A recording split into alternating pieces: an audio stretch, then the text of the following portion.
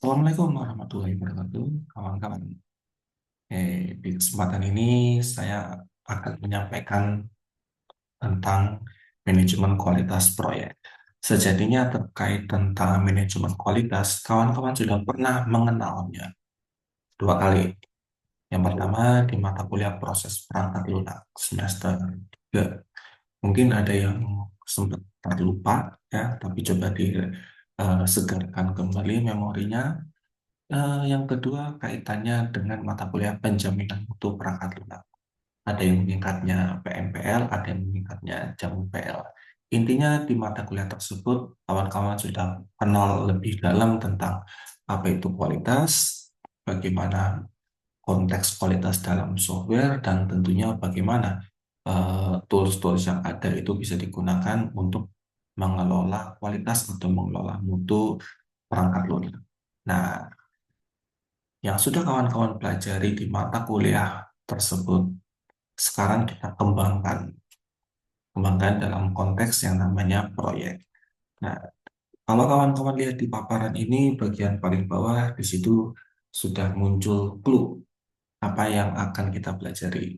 Jadi terkait tentang manajemen kualitas atau manajemen mutu proyek, ini ujung-ujungnya kita akan membicarakan tiga hal.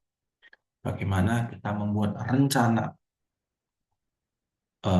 kualitas proyeknya itu mau seperti apa saja, bagaimana cara mengukurnya secara teori, kemudian bagaimana kita menjalankannya, dan terakhir bagaimana kita mengendalikannya. Nah, demikian enggak tentu tidak dengan demikian ya, masa singkat sekali. Nah, karena ini adalah video rekaman mata kuliah, bukan video tracer ya. Jadi kita berangkat dari definisi umum mengenai apa itu kualitas. Kualitas, kalau kita mengacu ke dalam sebuah definisi dari sebuah organisasi yang namanya ISO, Organization for Standardization, di sini diungkapkan bahwa kualitas itu adalah, ya ini kalau kata demi katanya ya, kata demi katanya ini tingkat keberhasilan sebuah set karakteristik turunan dalam memenuhi requirement. Wah, panjang banget. Nah, tapi kalau diringkas, intinya kualitas ini adalah seberapa ya, seberapa kebutuhan itu berhasil terpenuhi. Makanya di sini di bagian yang kedua ada dua frasa yang dimunculkan. Pertama adalah conformance to requirements, yang kedua fitness for use. Jadi yang pertama kaitannya dengan bagaimana sebuah proyek, ya karena ini konteksnya mata kuliah manajemen proyek ya, bagaimana sebuah proyek ini bisa mampu memenuhi spesifikasi yang sudah tertulis atau yang sudah secara eksplisit ya, yang sudah secara eksplisit disepakati. Dan yang kedua adalah bagaimana software sebagai karya dari proyek perangkat lunak. Software ini bisa digunakan sesuai dengan permintaan. Nah,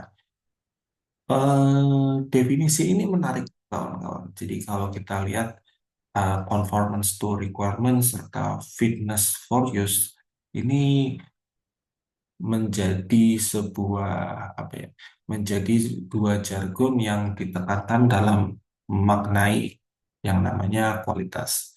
Jadi kualitas itu bukan hanya sekadar sesuai dengan kesepakatan awal ya, tapi juga bagaimana bisa dipakai.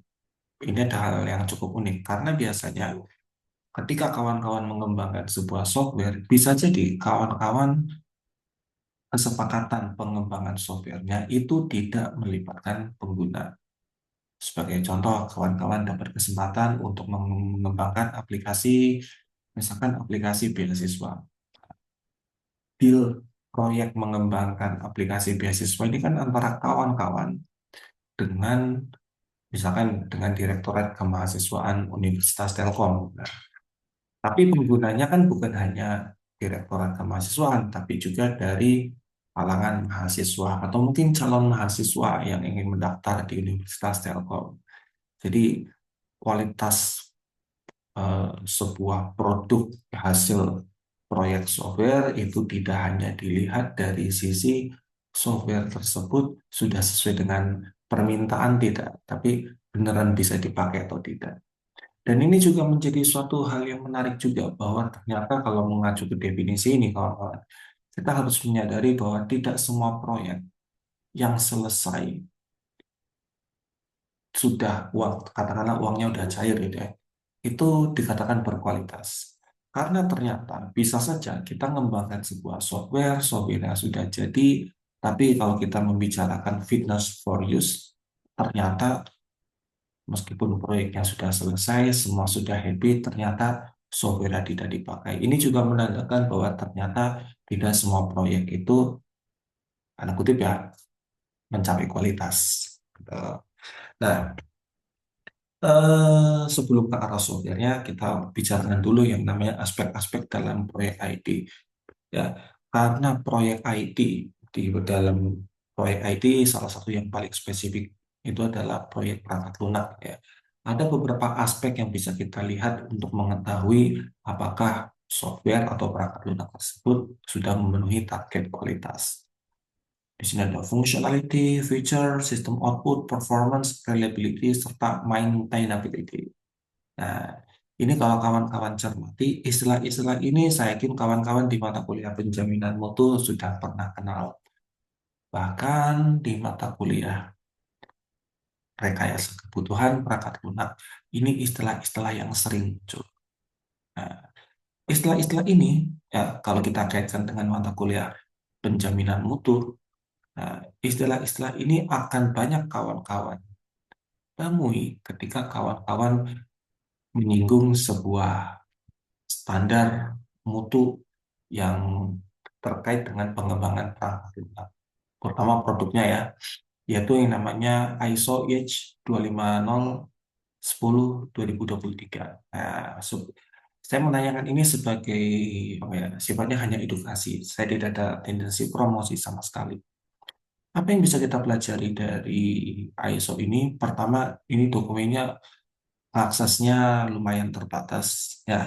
Eh, jadi mungkin saya soroti dari sisi ini dokumen apa. Jadi sifatnya perkenalan aja. Jadi dokumen ini memuat sejumlah norma-norma. Sekali lagi sifatnya norma, artinya masih secara general. Software yang berkualitas itu seperti apa?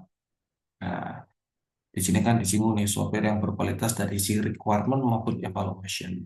Nah, ini meskipun dokumennya aksesnya terbatas, tapi kawan-kawan bisa melihat berbagai artikel ilmiah yang memanfaatkan si ISO ini sebagai referensinya.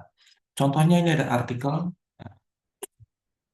nah yang ini nih, yang ini asli. Nah ini ada artikel yang membicarakan bagaimana aspek-aspek di dalam ISO H 2025-2010 ini dimanfaatkan untuk mengukur kualitas sebuah software. Dan yang dimunculkan di sini istilah yang saya yakin kawan-kawan di mata kuliah penjaminan mutu sudah kenal lumayan akrab gitu ya. Mulai dari stabilitas apa kesesuaian fungsionalitas, kaitannya dengan performansi, kemudian bisa digunakan usability, keandalan, kemudian bisa dikelola maintainability, security dan yang lain. Nah, eh, kalau kita kaitkan juga dengan mata kuliah rekayasa kebutuhan, ya, di mata kuliah rekayasa kebutuhan ini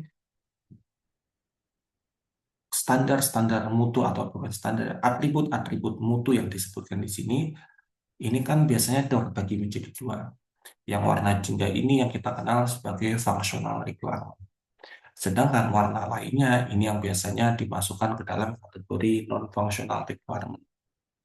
Entah sejarahnya seperti apa, tapi seringkali non-functional requirement justru yang jarang untuk dibahas dalam pengembangan proyek, yang mana biasanya hanya muncul di dalam SRS itu hal-hal yang sifatnya normatif. Contohnya, aplikasi stabil saat digunakan, aplikasi aman dari gangguan serangan cyber, aplikasi nyaman digunakan. Udah, hanya kata-kata yang sifatnya apa ya, yang sifatnya diplomatis, yang sifatnya subjektif, dan disitulah seringkali sebuah proyek software kerap bermasalah karena Tidak ada kriteria dari sisi non-functional requirement yang seperti apa spesifik presisi angkanya yang membedakan antara software tersebut sudah memenuhi target versus yang belum memenuhi target. Nah, jadi ini sebagai gambaran awal-awal ya. Nanti kawan-kawan bisa eksplorasi lebih mendalam terkait dengan ISO IEC 25010 ini. Sekadar info kalau baca ISO itu di belakangnya biasanya ada tahun dan ini menandakan tahun yang terkininya. Karena bisa saja yang muncul itu adalah tahun yang sebelum-sebelumnya lagi. Nah, ini sebagai contoh, dulu yang terkenal itu ISO 25010 versi yang 2011. Dan sekarang sudah ditarik dari peredaran yang terbaru yang versi 2023. Nah, jadi kalau kita yang berada di zona persoftwarean, ya salah satu yang kita bisa gunakan untuk mengukur proyek software tersebut secara produk sukses atau tidak, tentunya ya model ISO ini. Ya kan? Nah, oke. Dan tentunya kalau kita membicarakan yang namanya manajemen mutu atau manajemen kualitas, tentu kita akan tidak jauh-jauh dari tiga aktivitas ini. Jadi, rencanakan standarnya, kemudian lakukan proses untuk memastikan standarnya terpenuhi, dan terakhir, pastikan hasilnya sesuai atau tidak. Oke. Untuk istilah yang pertama, saya yakin kawan-kawan pasti bisa memahami dengan mudah, tapi yang kedua dan yang ketiga mungkin agak sulit membedakan antara quality assurance sama quality control. Kalau dulu salah satu trik saya untuk menghafal adalah dari sisi hurufnya, A sama C.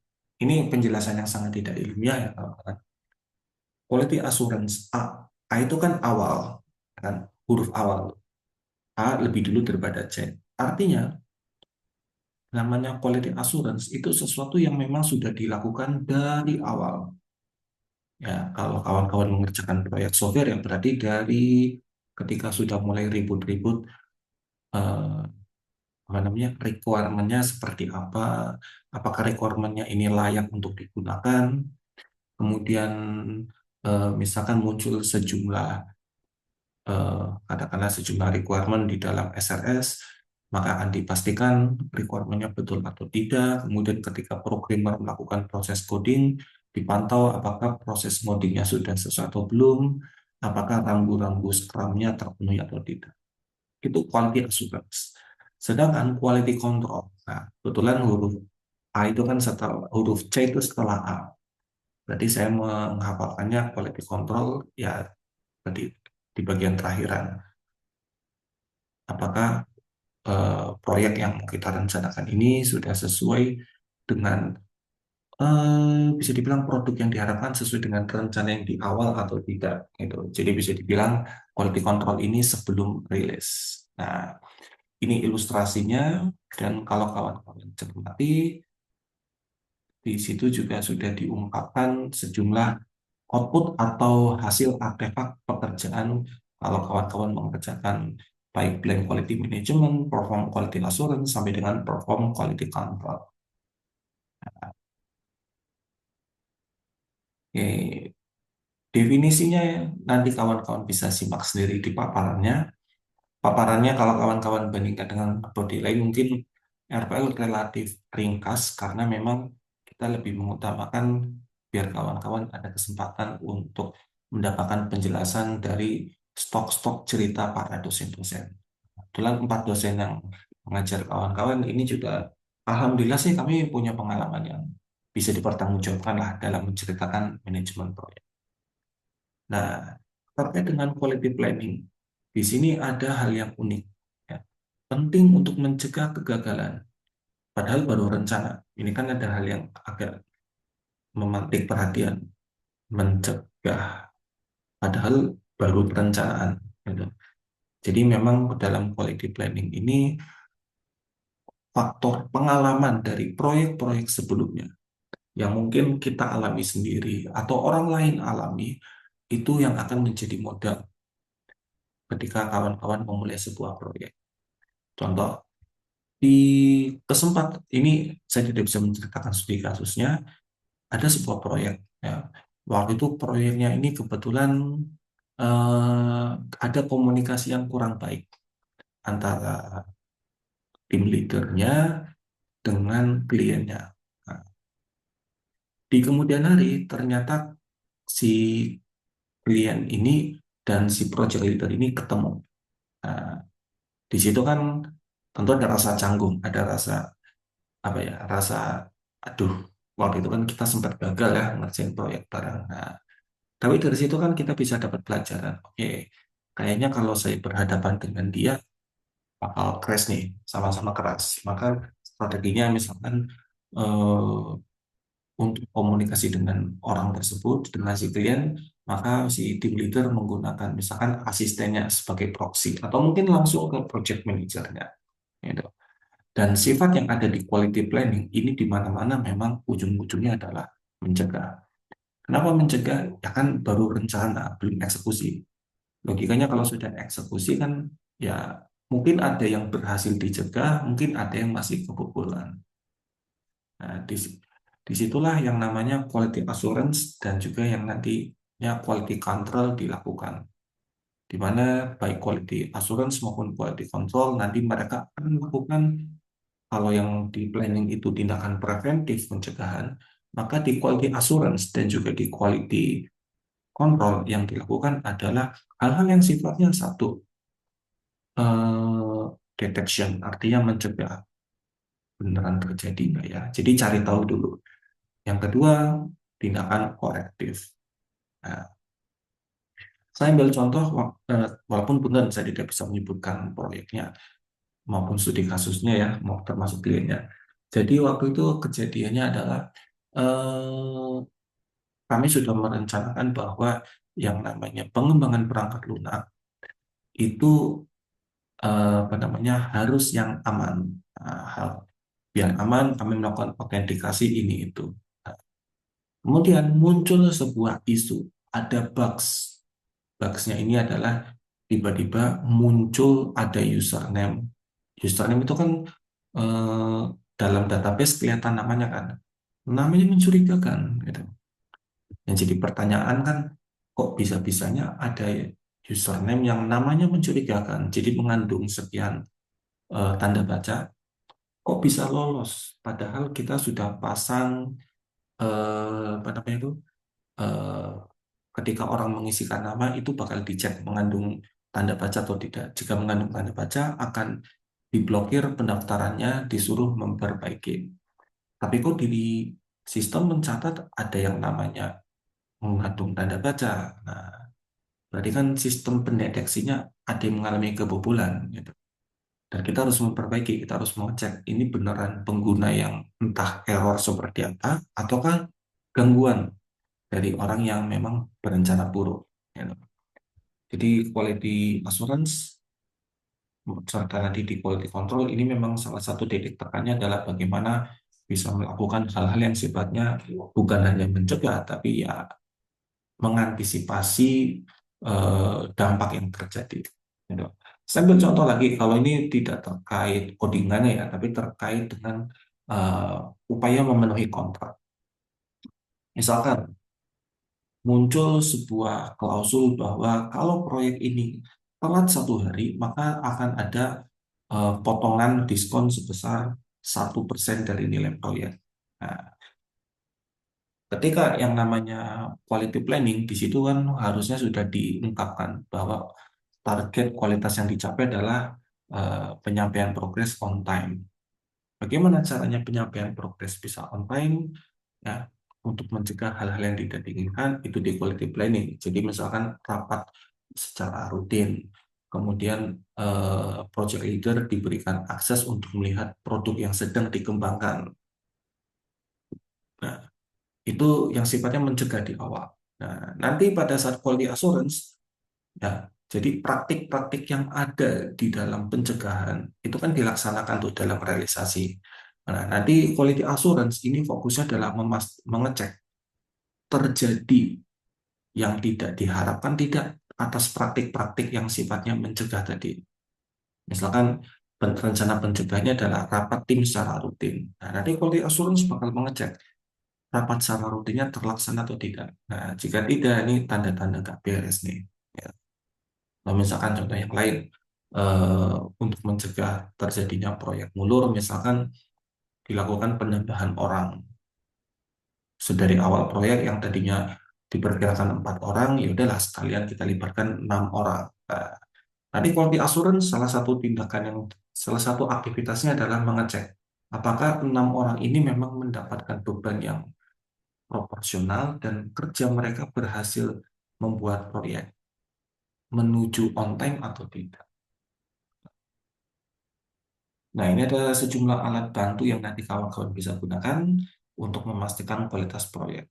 Ini tidak akan saya ceritakan semua, ya. Yang akan saya ceritakan yang mana aja ya?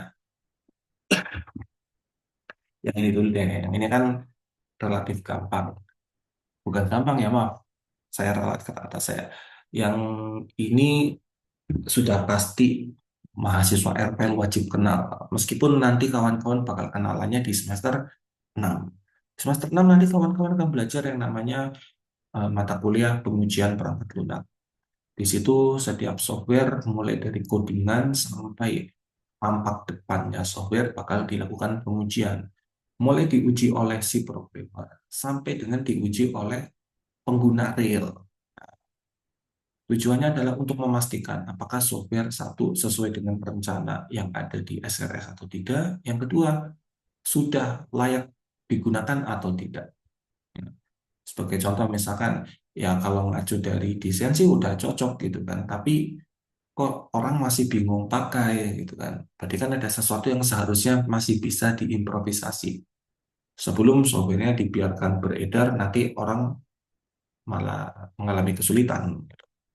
Itu terkait dengan testing sebagai salah satu bagian dari upaya untuk menjamin kualitas software. Nah, kemudian ada juga flowchart. Nah, flowchart ini sebetulnya tidak perlu belajar mata kuliah pengujian perangkat lunak. Sejatinya kawan-kawan pasti mengenal apa itu flowchart, mungkin lebih mendalamnya di mata kuliah pemodelan perangkat lunak. Di situ diungkapkan ya, salah satu kata kunci di dalam apa, mengendalikan kualitas ya, dalam mengendalikan kualitas softwarenya sudah sesuai dengan target kualitas yang kita inginkan tidak. Biasanya ada yang bentuknya ini kayak kotak tapi miring. Nah, ini kita kenal dengan istilah diamond. Nah, jadi di dalam diamond ini bakal dilakukan pengecekan. Sebagai contoh di sini diterima nggak? Nah, kalau iya jalanin yang sebelah kanan, kalau tidak lanjut ke yang bawah. Tentunya kalau di gambar ini kan sifatnya masih sederhana, misalkan accepted. Nah, bagaimana kalau di dunia nyata? Tentu harus ada kriteria, bukan hanya sekadar nanya sudah oke atau belum.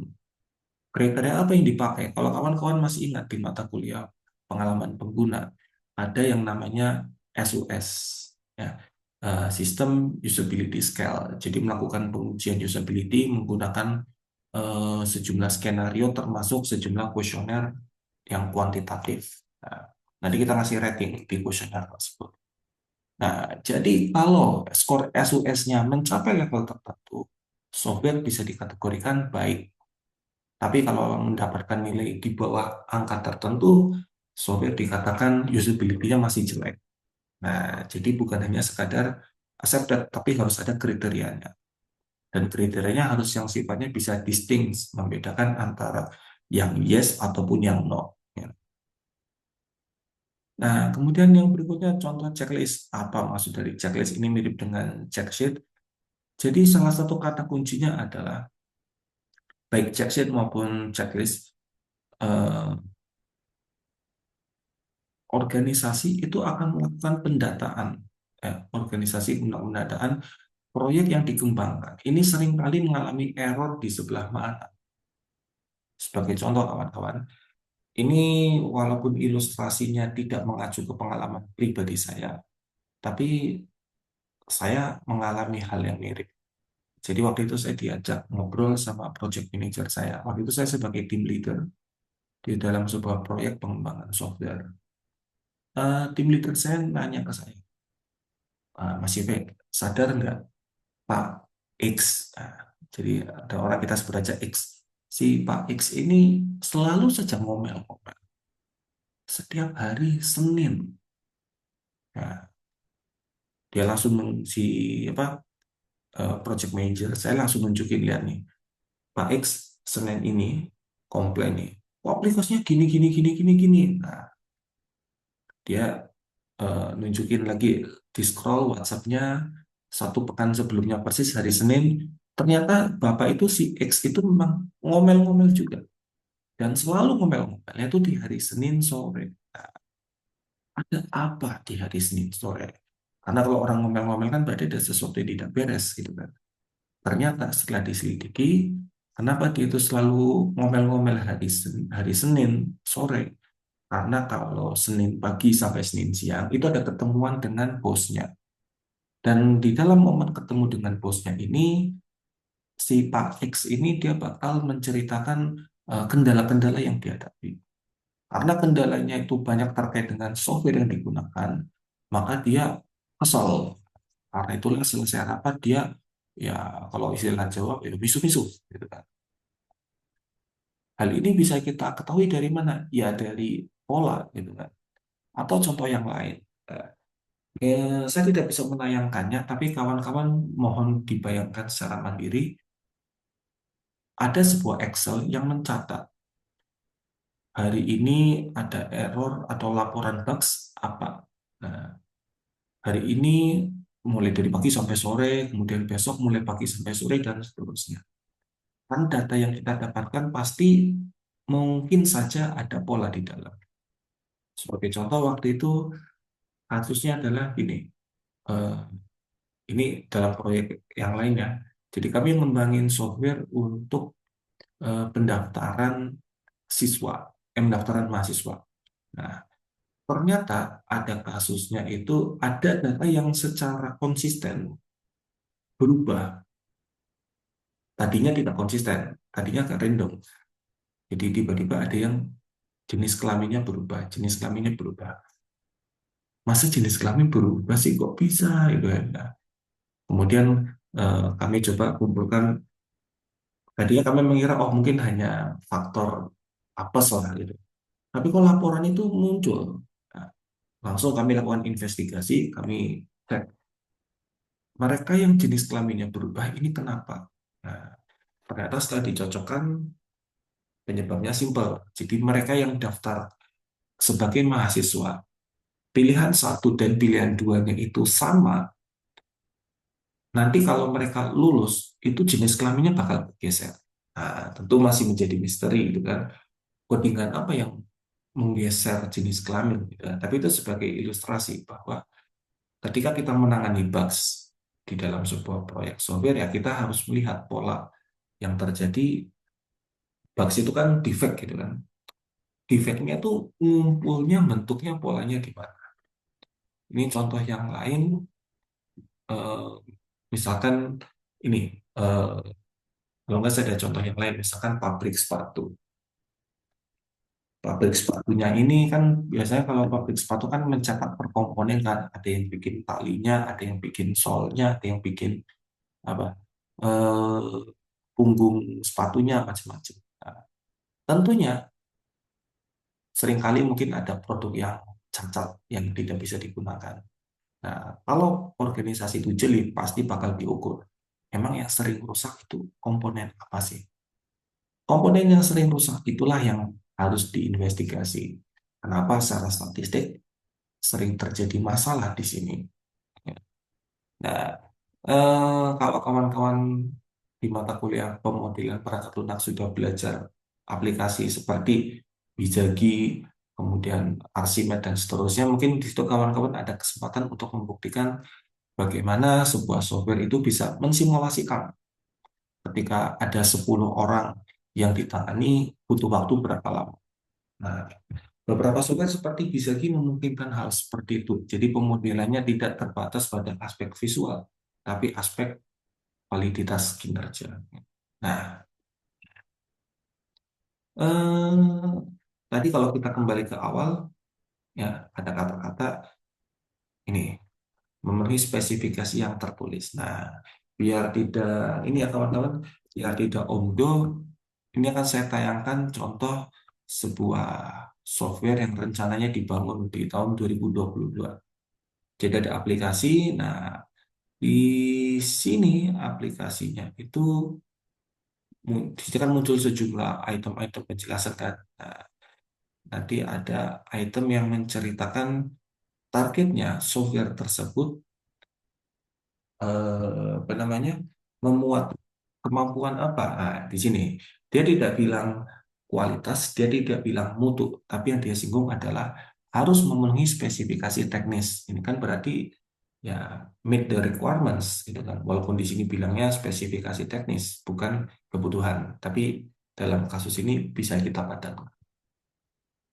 Nah, di sini mulai dari sistem terpasang pada government cloud environment.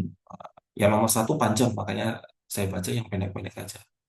Lagi nih, sistem informasi arsitektur SPBE bersifat penerapan federated enterprise arsitektur, memiliki kemampuan web service integration. Di sini kita belum lihat ada bahasa pemrograman yang dipakai gitu kan. Nah, jadi apakah bebas? Nanti silakan bisa dicek. Nah, sistem memiliki kapabilitas atau kemampuan arsitektur proses bisnis sebagai berikut bla bla bla bla bla bla. Nah, jadi sekian banyak item-item yang menjadi target dimunculkan dan itu yang nanti bakal diolah mulai dari bikin user requirement atau bahkan mungkin bisa juga dibikin user story dalam kasus tertentu dan tentunya diimplementasikan dalam software plus jangan lupa bagi para tester kalimat-kalimat ini nanti bakal diubah menjadi skenario uji atau test case. Sorry, kasus-kasus uji atau test case. Apa itu kasus uji? Nanti silakan kawan-kawan bisa dalami di mata kuliah pengujian prakarya semester lalu. Nah, jadi itu kawan-kawan, materinya memang mungkin ringkas. Kalau di kelas ini bisa sampai 3 3 SKS, tapi karena ini sesi rekaman, tentu kalau sesi rekaman itu eh, kemampuan konsentrasi menyimaknya tidak bisa disamakan dengan temuan onsite. Jadi akan saya efisiensikan dari sisi durasinya. Itu saja kawan-kawan, sampai jumpa lagi di pekan depan. Semoga sehat selalu. Saya akhiri, wabillahi taufiq wal hidayah. Wassalamualaikum. Terima kasih.